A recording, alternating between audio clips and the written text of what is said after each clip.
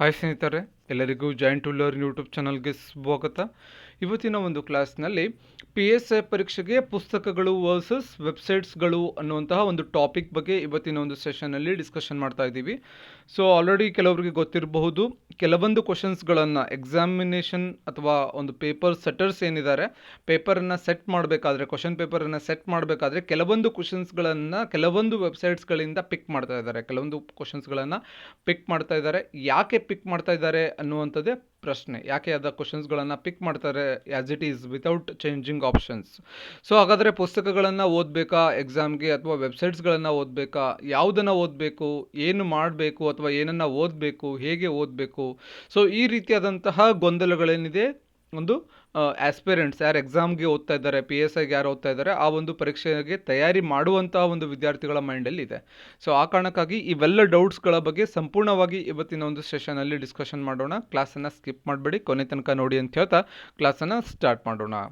So already ಹಾಗೆ PSI test series ಕೂಡ run ಆಗ್ತಾ ಇದೆ. ಜಾಯಿನ್ ಟು ಲರ್ನ್ ಯೂಟ್ಯೂಬ್ ಚಾನಲ್ನಲ್ಲಿ ದಯವಿಟ್ಟು ವಿಸಿಟ್ ಮಾಡಿ, ಎಲ್ಲ ಟೆಸ್ಟ್ಗಳನ್ನು ಸೀಕ್ವೆನ್ಸ್ ಆಗಿ ನೋಡಿ.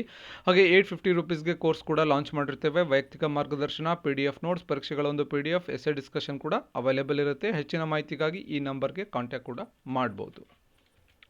ಸೊ ಪುಸ್ತಕಗಳು ವರ್ಸಸ್ ವೆಬ್ಸೈಟ್ಸ್ಗಳು. ಸೊ ಪುಸ್ತಕಗಳನ್ನು ಓದಬೇಕಾದ್ರೆ ಅಂದರೆ PSI ಎಕ್ಸಾಮ್ಗೆ ಯಾವ ಪುಸ್ತಕಗಳು ಓದಬೇಕು ಅಂದ ತಕ್ಷಣ ಮೈಂಡಲ್ಲಿ ಬರೋದೇನು ಅಂತಂದರೆ, ಸೊ ಇಂಗ್ಲೀಷ್ ಮೀಡಿಯಮಲ್ಲಿ ಯಾರಾದರೂ ಓದ್ತಾ ಇದ್ದರೆ ಲಿವ್ಸ್ ಆ್ಯಂಡ್ ಜಿ ಕೆನ ಬುಕ್ಕನ್ನು ಓದ್ತಾ ಇರ್ಬೋದು, ಅಥವಾ ಕನ್ನಡ ಮೀಡಿಯಮಲ್ಲಿ ಓದ್ತಾ ಇದ್ದರೆ KM ಸುರೇಶ್ ಅವರ ಪುಸ್ತಕಗಳನ್ನು ಓದ್ತಾ ಇರ್ಬೋದು, KM ಸುರೇಶ್ ಅವರ ಪುಸ್ತಕಗಳನ್ನು ಓದ್ತಾ ಇರ್ಬೋದು.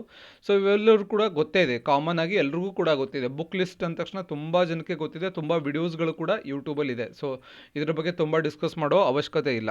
ಸೊ ವೆಬ್ಸೈಟ್ಸ್ಗಳಿಂದ ಕ್ವಶನ್ಸ್ಗಳು ಬರ್ತಾ ಇದೆ. ಸೊ ಯಾಕೆ ಬರ್ತಾ ಇದೆ ಅನ್ನೋದು ಫಸ್ಟ್ ಪಾಯಿಂಟ್. ಒಂದೇದೇನು ಅಂದರೆ, ಕ್ವಶನ್ ಪೇಪರನ್ನು ಯಾರು ಸೆಟ್ ಮಾಡ್ತಾ ಇದ್ದಾರೆ ಅವ್ರಿಗೆ ಬುಕ್ಸ್ಗಳನ್ನು ಓದಿ ಕ್ವಶನ್ಸ್ ಪೇಪರ್ ಅಥವಾ ಕ್ವಶನ್ಸ್ಗಳನ್ನು ಫ್ರೇಮ್ ಮಾಡೋಷ್ಟು ಟೈಮ್ ಇಲ್ಲದೇ ಇರ್ಬೋದು, ಅಥವಾ ಸಡನ್ನಾಗಿ ಎಕ್ಸಾಮ್ ಡೇಟನ್ನು ಅನೌನ್ಸ್ ಮಾಡಿದ ತಕ್ಷಣ ಅವ್ರ ಹತ್ರ ಶಾರ್ಟೇಜ್ ಆಫ್ ಟೈಮನ್ನು ಶಾರ್ಟೇಜ್ ಇಟ್ಕೊಂಡು ಸೊ ಎಲ್ಲ ಕ್ವಶನ್ಸ್ಗಳನ್ನು ಪ್ರತಿಯೊಂದು ಕ್ವಶನ್ಸ್ಗೆ ಆಪ್ಷನ್ ಕೊಡೋದು, ಅಥವಾ ಆ ರೀತಿಯಾಗಿ ಅವ್ರಿಗೆ ಟೈಮ್ ಇಲ್ಲದೇ ಇರ್ಬೋದು. ಸೊ ಎಸ್ಪೆಷಲಿ KSPಯಲ್ಲಿ ಏನು ಅಂತಂದರೆ, ಕ್ವಶನ್ ಪೇಪರ್ ಸೆಟ್ಟರ್ಸ್ ಯೂಶ್ವಲಿ ಅವರು ವಿತಿನ್ ಪೊಲೀಸ್ ಡಿಪಾರ್ಟ್ಮೆಂಟಲ್ಲಿರೋರೇ ಮಾಡುವಂಥ ಸಾಧ್ಯತೆ ಜಾಸ್ತಿ ಇರುತ್ತೆ. ಸೊ ಅವ್ರಿಗೆ ಯೂಶ್ವಲಿ ಬಿಜಿ ಶೆಡ್ಯೂಲ್ ಇರೋದ್ರಿಂದ ಕೆಲವೊಂದು ಕ್ವಶನ್ಸ್ಗಳನ್ನು ಪಿಕ್ ಮಾಡುವಂಥ ಸಾಧ್ಯತೆ ಇರುತ್ತೆ.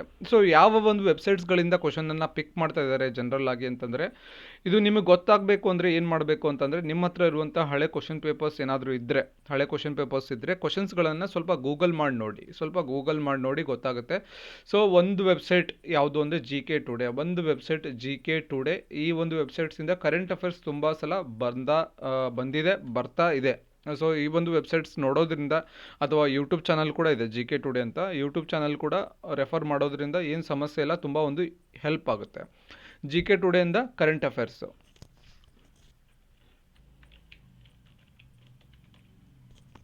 ಸೊ ಒಂದು ಯಾವುದು GK ಟುಡೇಯಿಂದ ಏನು ಕರೆಂಟ್ ಅಫೇರ್ಸ್ ಅಲ್ವಾ, ಕರೆಂಟ್ ಅಫೇರ್ಸನ್ನು ನೋಡ್ಕೋಬೇಕಾಗುತ್ತೆ. ಎರಡನೇದಾಗಿ ಕಾಂಪಿಟಾಯ್ಡ್ ಅಂತ ಒಂದು ಬರುತ್ತೆ, ಕಾಂಪಿಟಾಯ್ಡ್ ಇಂದ ಕೂಡ ಸ್ವಲ್ಪ ಹಿಸ್ಟ್ರಿ, ಜಿಯೋಗ್ರಫಿ, ಕಾನ್ಸ್ಟಿಟ್ಯೂಷನ್ನು, ಸೈನ್ಸ್ ಎಲ್ಲವನ್ನು ಕೂಡ ಸ್ವಲ್ಪ ನೋಡ್ಕೋಬೇಕಾಗುತ್ತೆ.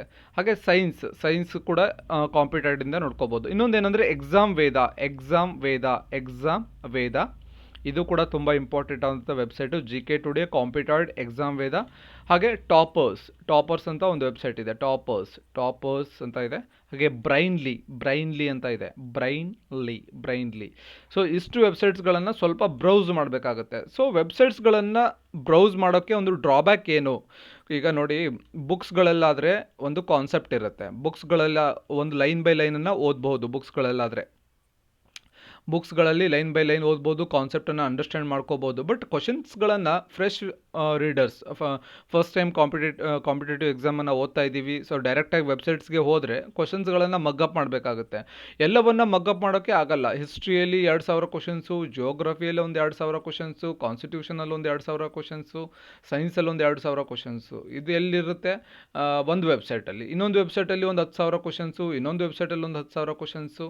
ಈ ರೀತಿ ಒಂದು 30,000-40,000 ಕ್ವಶನ್ಸ್ಗಳನ್ನು ಕಂಠಪಾಠ ಮಾಡೋಕ್ಕಾಗಲಿ ಅಥವಾ ಅದನ್ನು ಮಗ್ಗಪ್ ಮಾಡೋಕ್ಕಾಗಲ್ಲ. ಸೊ ಮೇನ್ ಡಿಸ್ಅಡ್ವಾಂಟೇಜ್ ಏನು ಅಂತಂದರೆ ಯಾವ ವೆಬ್ಸೈಟ್ಸಿಂದ ಬರ್ತಾ ಇದೆ ಅನ್ನೋದೇ ಡಿಸ್ಅಡ್ವಾಂಟೇಜು. ಒಂದು 5-6 ವೆಬ್ಸೈಟ್ಸ್ಗಳಿದೆ, ಬಟ್ ಎಲ್ಲ ವೆಬ್ಸೈಟ್ಸ್ಗಳನ್ನು ನೆನಪಿಟ್ಕೊಳ್ಳೋಕ್ಕೆ ಮಗ್ಗಪ್ ಮಾಡ್ಕೊಳ್ಳೋಕ್ಕೆ ಕಷ್ಟ.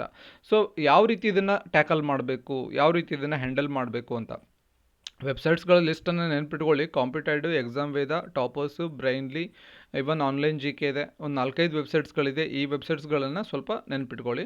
ಪುಸ್ತಕಗಳಂತೂ ಗೊತ್ತೇ ಇದೆ ನಿಮಗೆ. KM ಸುರೇಶ್ ಅವರ ಪುಸ್ತಕಗಳನ್ನು ಓದ್ಬೋದು, ಅಥವಾ ನಿಮಗೆ ಬೇಸಿಕ್ DSCRT ಅಂದರೆ ಸ್ಟೇಟ್ ಟೆಕ್ಸ್ಟ್ ಬುಕ್ಗಳನ್ನು ಓದ್ಬೋದು, ಅಥವಾ PS ಗಂಗಾಧರ್ ಫಾರ್ ಕಾನ್ಸ್ಟಿಟ್ಯೂಷನ್ ಓದ್ಬೋದು. ಸೊ ಎಲ್ಲವನ್ನು ಕೂಡ ಇಷ್ಟು ಓದಿದ್ರೂ ಸಾಕಾಗುತ್ತೆ.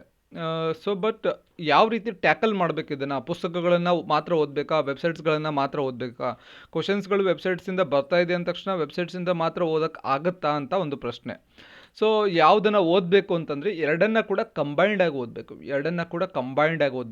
ಯಾವುದು ಎರಡನ್ನು ಅಂತಂದರೆ, ಒಂದು ಪುಸ್ತಕಗಳು ಪ್ಲಸ್ ವೆಬ್ಸೈಟ್ಸ್, ಎರಡನ್ನು ಕೂಡ ಪ್ಲಸ್, ಎರಡೂ ಕೂಡ ಓದಲೇಬೇಕು. ಒಂದನ್ನು ಮಾತ್ರ ಡಿಪೆಂಡ್ ಆಗೋದು ಅವಶ್ಯಕತೆ ಇಲ್ಲ, ಆಗಬಾರ್ದು. ಪುಸ್ತಕಗಳ ಮೇಲೆ ಮಾತ್ರ ಓದೋದ್ರಿಂದನೂ ಕೂಡ ಹೆಲ್ಪ್ ಇಲ್ಲ, ವೆಬ್ಸೈಟ್ಸ್ಗಳನ್ನು ಮಾತ್ರ ಓದೋದ್ರಿಂದ ಕೂಡ ಹೆಲ್ಪ್ ಇಲ್ಲ. ಸೊ ಎರಡನ್ನು ಕೂಡ ಕಂಬೈಂಡಾಗಿ ಓದಬೇಕಾಗುತ್ತೆ.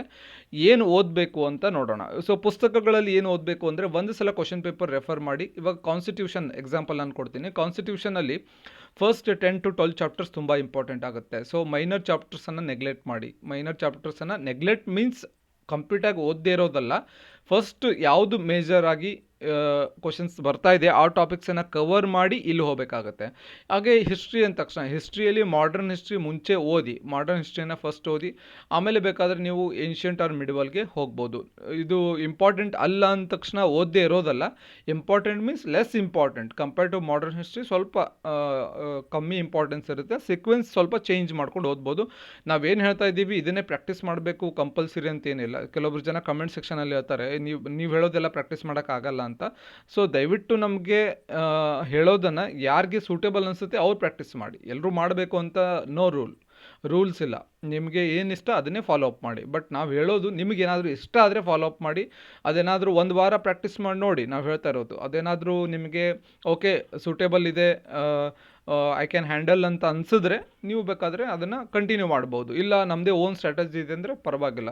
ನಿಮ್ಮ ಸ್ಟ್ರಾಟಜಿ ಕೂಡ ಕಮೆಂಟ್ ಸೆಕ್ಷನಲ್ಲಿ ಕಮೆಂಟ್ ಮಾಡಿ. ನಾವು ಇನ್ನೊಂದು 4 ಜನಕ್ಕೆ ಕೂಡ ಹೆಲ್ಪ್ ಆಗುತ್ತೆ. ಸೊ ಏನು ಓದಬೇಕು ಅಂತ ಹೇಳ್ತಾ ಇದ್ದೀವಿ. ಸೊ ಇದು ಏನಾಗಿತ್ತು, ಇವಾಗ ಬುಕ್ಸ್ಗಳನ್ನು ಹೇಳ್ತಾ ಇದ್ದೀವಿ. ಯಾವ ರೀತಿ ಇವಾಗ ಮಾಡರ್ನ್ ಹಿಸ್ಟ್ರಿ ಆಯಿತು, ಇವನ್ ಕಾನ್ಸ್ಟಿಟ್ಯೂಷನ್ ಆಯಿತು. ಜಿಯೋಗ್ರಫಿಯಲ್ಲಿ ಕರ್ನಾಟಕ ಜಿಯೋಗ್ರಫಿಯನ್ನು ತುಂಬ ಓದೋ ಅವಶ್ಯಕತೆ ಇಲ್ಲ. ಫಸ್ಟು ನೀವು ಇಂಡಿಯನ್ ಜಿಯೋಗ್ರಫಿ ಮತ್ತು ವರ್ಲ್ಡ್ ಜಿಯೋಗ್ರಫಿ ಓದಿದ ಮೇಲೆ ಕರ್ನಾಟಕ ಜಿಯೋಗ್ರಫಿಗೆ ಬರಬೇಕು. ಸೊ ಅದೇ ರೀತಿ ಕ್ವಶನ್ಸ್ಗಳನ್ನು ಯಾವ ರೀತಿ ಡೈಲಿ 1 hour ಫಿಕ್ಸ್ಡ್ ಟೈಮನ್ನು ನೀವು ಬ್ರೌಸಿಂಗ್ಗೆ ಇಡಬೇಕು. ಬ್ರೌಸಿಂಗ್ ಫಾರ್ ವೆಬ್ಸೈಟ್ಸ್ಗಳನ್ನು ಬ್ರೌಸ್ ಮಾಡೋಕ್ಕೆ, ನಾಟ್ ಫೇಸ್ಬುಕ್ ಆಗಿರ್ಬೋದು ಅಥವಾ ಇನ್ಸ್ಟಾಗ್ರಾಮ್ ಸ್ಕ್ರೋಲ್ ಮಾಡೋಕ್ಕಲ್ಲ. ಬ್ರೌಸಿಂಗ್ ವೆಬ್ಸೈಟ್ಸ್ಗಳನ್ನು, ಯಾವ website competitive exam related websites, ಕಾಂಪಿಟೈಡ್ ಆಗಿರ್ಬೋದು, ಆನ್ಲೈನ್ GK, ಎಕ್ಸಾಮ್ ವೇದ, ಈ ವೆಬ್ಸೈಟ್ಸ್ಗಳಿಂದ ಕ್ವಶನ್ಸ್ಗಳನ್ನು ಡೈಲಿ ಸಾಲ್ವ್ ಮಾಡಿ ಸುಮ್ಮನೆ ಬಿಟ್ಟರೆ ನಡೆಯಲ್ಲ. ಸಾಲ್ವ್ ಮಾಡಿ ಏನು ಮಾಡಬೇಕು, ಒಂದು A4 ಶೀಟ್ದು ಒಂದು ಸ್ಪೈರಲ್ ಬ್ಯಾಂಡಿಂಗ್ ಮಾಡಿಸಿ ಅಲ್ಲಿ ನಿಮ್ಗೆ ಯಾವ ಕ್ವಶನ್ಸ್ಗಳ ಬಗ್ಗೆ ಏನೂ ಐಡಿಯಾ ಇಲ್ಲ, ಕ್ವಶನ್ಸ್ಗಳು ಡಿಫಿಕಲ್ಟ್ ಅನ್ನಿಸ್ತಾ ಇದೆ, ಅದನ್ನು ಸ್ವಲ್ಪ ಶಾರ್ಟಾಗಿ ನೋಟ್ ಡೌನ್ ಮಾಡ್ಕೋಬೇಕು. ಒಂದು ಸ್ಪೈರಲ್ ಬ್ಯಾಂಡಿಂಗಲ್ಲಿ ಒಂದು ಸೆಕ್ಷನ್ ಮಾಡ್ಕೋಬೇಕು. ಹಿಸ್ಟ್ರಿ, ಜಿಯೋಗ್ರಫಿ, ಕಾನ್ಸ್ಟಿಟ್ಯೂಷನ್, ಸೈನ್ಸ್ ಅಂತ ಸೆಕ್ಷನ್ಸ್ ಮಾಡ್ಕೊಳ್ಳಿ. ಒಂದು 50 to 100 pages for history, 100 pages for geography, 100 pages for constitution, 100 pages for science. ಈ ರೀತಿ ಒಂದು ಪೇಜಸ್ಗಳನ್ನು ಡಿವೈಡ್ ಮಾಡಿಕೊಂಡು ಯಾವ ಕ್ವಶನ್ ನೀವು ಸಾಲ್ವ್ ಮಾಡಿದ್ರಿ. ಈಗ ಯಾವುದೊಂದು ಕೆಮಿಕಲ್ ನೇಮ್ ಇರುತ್ತೆ, silver iodide for cloud seeding, ಮೋಡ ಬಿತ್ತನೆಗೆ ಯೂಸ್ ಮಾಡ್ತಾರೆ. ಗೊತ್ತಿರಲಿಲ್ಲ ಅಂತಂದರೆ ನೋಟ್ ಡೌನ್ ಮಾಡ್ಕೊಳ್ಳಿ, ಸೈನ್ಸ್ ಸೆಕ್ಷನಲ್ಲಿ ನೋಟ್ ಡೌನ್ ಮಾಡ್ಕೊಳ್ಳಿ. ಆ ರೀತಿಯಾಗಿ ನೋಟ್ ಡೌನ್ ಮಾಡ್ಕೊಳ್ಳೋದ್ರಿಂದ ಎಕ್ಸಾಮ್ ಟೈಮಲ್ಲಿ ನಿಮ್ಮದೇ ಆದಂಥ ಒಂದು ನೋಟ್ಸ್ ಕೂಡ ರೆಡಿ ಆಗುತ್ತೆ ಫ್ರಮ್ ವೆಬ್ಸೈಟ್ಸಿಂದ. ಸ್ವಲ್ಪ ನೋಟ್ ಡೌನ್ ಮಾಡ್ಕೊಳ್ಳಿ, ಬ್ರೌಸ್ ಮಾಡೋದ್ರಿಂದ ಒಳ್ಳೆಯದು. ಈವ್ನಿಂಗ್ ಟೈಮಲ್ಲಿ ಎಸ್ಪೆಷಲಿ ನೀವು ಯಾವಾಗ ಫ್ರೀ ಇರ್ತೀರೋ ಅವಾಗವಾಗ ಬ್ರೌಸ್ ಮಾಡಿ. ಸೊ ಹೇಗೆ ಓದಬೇಕು ಅಂತ ಆಲ್ರೆಡಿ ಹೇಳಿದ್ದೀನಿ ನಾನು ಪ್ರೀವಿಯಸ್ ಸ್ಲೈಡ್ಸಲ್ಲಿ. ಇನ್ನೊಂದು ಸಲ ಬೇಕಾದರೆ ಹೇಳ್ತೀನಿ. ಸ್ಪೈರಲ್ ಬ್ಯಾಂಡಿಂಗ್ ಮಾಡ್ಕೊಳ್ಳಿ. ಸ್ಪೈರಲ್ ಬ್ಯಾಂಡಿಂಗಲ್ಲಿ ಸೆಕ್ಷನ್ಸ್ ಮಾಡ್ಕೊಳ್ಳಿ, ಹಿಸ್ಟ್ರಿ, ಜಿಯೋಗ್ರಫಿ, ಕಾನ್ಸ್ಟಿಟ್ಯೂಷನ್, ಸೈನ್ಸ್ ಅಂತ ಮಾಡಿ. ಎಕ್ಸಾಂಪಲ್ ಹಿಸ್ಟ್ರಿ ಕ್ವಶನ್ ಯಾವುದೋ ಒಂದು ನೋಡ್ತೀರಾ. ಹಿಸ್ಟ್ರಿ ಕ್ವಶನ್ನು ಚಂದ್ರಗುಪ್ತ ಮೌರ್ಯನ ಬಗ್ಗೆ ಬಂದಿರುತ್ತೆ. ಚಂದ್ರಗುಪ್ತ ಮೌರ್ಯನಿಗೆ ರಿಲೇಟೆಡ್ ಆಗಿ ಒಂದು ಈಗ ಯಾವುದು ಗುಪ್ತ ಶಕೆ ಯಾವಾಗ ಆರಂಭ ಮಾಡಿದ್ರು ಅಂತ ಬಂದಿರುತ್ತೆ. ಅದು ನಿಮ್ಗೆ ಗೊತ್ತಿರಲ್ಲ. ಅದು ಏನಾದರೂ ಆನ್ಸರ್ ಗೊತ್ತಿಲ್ಲ ಅಂದರೆ ನೋಟ್ ಡೌನ್ ಮಾಡ್ಕೊಳ್ಳಿ ಎಲ್ಲಿ, ಹಿಸ್ಟ್ರಿ ಸೆಕ್ಷನಲ್ಲಿ. ಹಾಗೆ ಸೈನ್ಸಲ್ಲಿ ಇವಾಗ ಹಿಮೋಗ್ಲೋಬಿನ್ನ ಕಾರ್ಯ ಏನು ಅಂತ, ಹಿಮೋಗ್ಲೋಬಿನ್ನ ಕಾರ್ಯ ಏನು ಅಂತ ಗೊತ್ತಿರಲಿಲ್ಲ ಅಂದರೆ ನೋಟ್ ಡೌನ್ ಮಾಡ್ಕೊಳ್ಳಿ, ಆ ಕ್ವಶನ್ ಬಂದಿರುತ್ತೆ. ಸೊ ಈ ರೀತಿ ನೋಟ್ ಡೌನ್ ಮಾಡ್ಕೊಳ್ಳೋದ್ರಿಂದ ನಿಮಗೆ ಡೈಲಿ 1 ಅವರ್ ಯಾವಾಗ ಫ್ರೀ ಇರ್ತೀರೋ ಆವಾಗ 1 ಅವರ್ ಕಂಪಲ್ಸರಿ ನೀವು ವೆಬ್ಸೈಟ್ಸ್ಗಳನ್ನು ಬ್ರೌಸ್ ಮಾಡಬೇಕು. ಸೊ ಇಷ್ಟು ಇವತ್ತಿನ ಕ್ಲಾಸ್ನ ಒಂದು ಶಾರ್ಟ್ ಡಿಸ್ಕಷನ್ ಆಗಿರುತ್ತೆ. ಶಾರ್ಟ್ ಆಗಿದ್ದರೂ ಕೂಡ ತುಂಬ ಇಂಪಾರ್ಟೆಂಟ್ ಆಗಿರುತ್ತೆ. ದಯವಿಟ್ಟು ವೆಬ್ಸೈಟ್ಸ್ಗಳ ಮೇಲೆ ಫೋಕಸ್ ಮಾಡಿ. ನಾನು ಏನು ವೆಬ್ಸೈಟ್ಸ್ಗಳು ಹೇಳಿದ್ದೀನಿ, ಕರೆಂಟ್ ಅಫೇರ್ಸ್ಗೆ ವೆಬ್ಸೈಟ್ಸ್ಗಳನ್ನು ರೆಫರ್ ಮಾಡಿ. Even history, geography, constitution, science, current affairs,